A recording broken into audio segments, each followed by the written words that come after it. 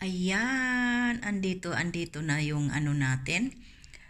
Beetroot na gumawa tayo ng experiment at gagawa natin sila ng comparison kung saan ang masarap papakin dito sa dalawang klase na pagluto dito sa beetroot. Iyan, yung nasa plato ay yung nasa air fry ko nilagay. At alam nyo ba, masarap siya pag malamig na. Masarap kainin. In fairness, ang sarap. Kumpara dito, yan, yung nilaga ko yan. Masarap din siya pero di katulad dito na nasa air fry ko niluto.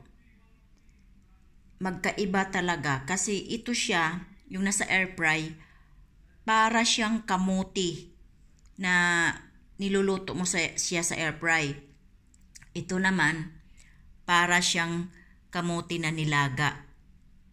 Ang nakaganda lang dito sa nilaga, pag nakalagay na sa rep, malamig kainin, ay doon mo siya ma-appreciate.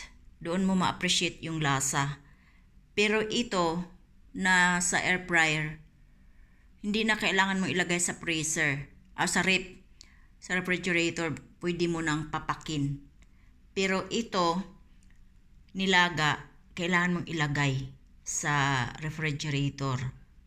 Pero alam nyo, prepared ko ang beetroot na nasa air fryer. Masarap siya. Subukan ninyo. Kaya ayan. Andyan yung comparison dito sa beetroot na ginawa ko. Ayan, hanggang dito na lang. Maraming salamat sa inyong lahat. Sa buong suporta niyo sa akin. Ay taos puso po ako nagpapasalamat sa inyo.